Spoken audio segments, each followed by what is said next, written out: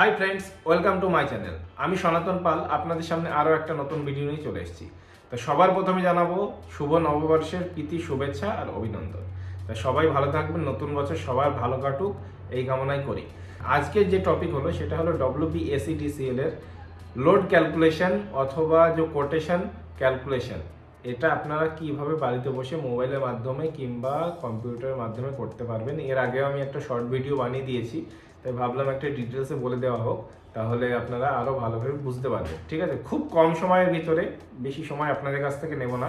ভিডিওটা সম্পূর্ণ দেখবেন। ভিডিওটা সম্পূর্ণ দেখলে আপনারা বুঝতে পারবেন যে কিভাবে আপনারা বাড়িতে বসে নিজে থেকেই ক্যালকুলেশন করতে পারবেন, কোটেশন ক্যালকুলেশন করতে পারবেন। আর একটা কথা বলে রাখি আপনাদেরকে, আমার ভিডিও থেকে যদি আপনারা সঠিক ইনফরমেশন পেয়ে থাকেন তাহলে আমার ভিডিওটাকে লাইক করে দেবেন, চ্যানেলটাকে সাবস্ক্রাইব করে দেবেন।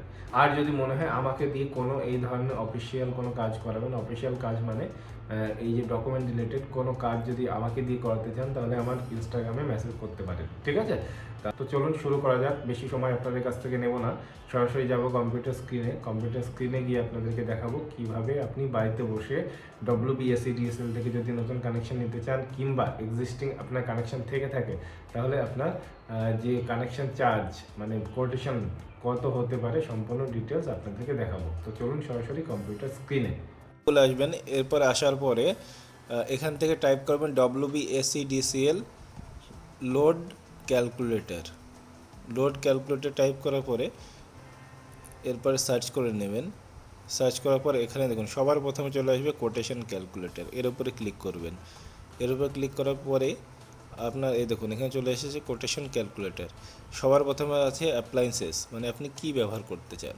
সাধারণত একটা ঘরে আমি জাস্ট আপনাদেরকে আপনাদের সুবিধার জন্য দেখিয়ে দিচ্ছি। টিউবলাইটটাকে আমি দুটো 20 ওয়াটের আছে, একটা 40 ওয়াটের আছে। তা 20 ওয়াট হোক, আপনি যেটা সেটা আপনি সিলেক্ট করে নেবেন। তা নাম্বার অফ ইকুইপমেন্টটা আমি 2 দিয়ে দিলাম।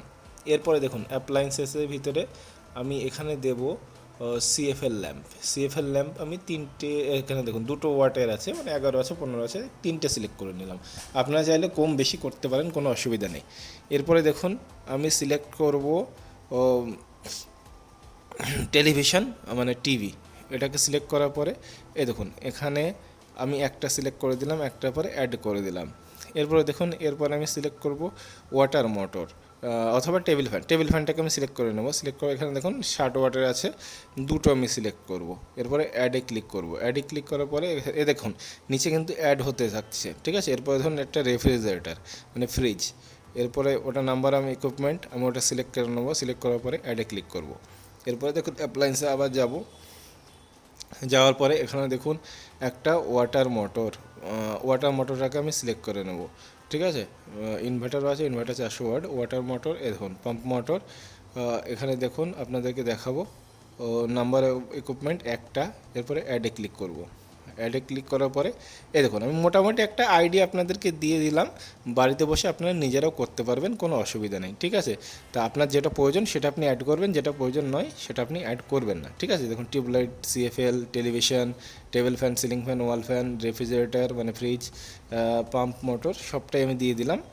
মানে মোটামুটি একটা আইডিয়া। তারপরে কনজিউমার টাইপ, আপনার যে কনজিউমার, তা ডোমেস্টিক হলে ডোমেস্টিক, কমার্শিয়াল হলে কমার্শিয়াল। এরপরে আপনি কোন এরিয়াতে বাস করেন, রুরাল না urban.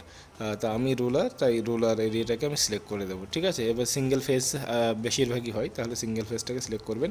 Metre cost by consumer অথবা ওটা আপনি নো করে দেবেন। ঠিক আছে, এ দেখুন এখানে সার্ভিস কানেকশন কত চাচ্ছে, 1000, আর ডিপোজিট চাচ্ছে 903 টাকা।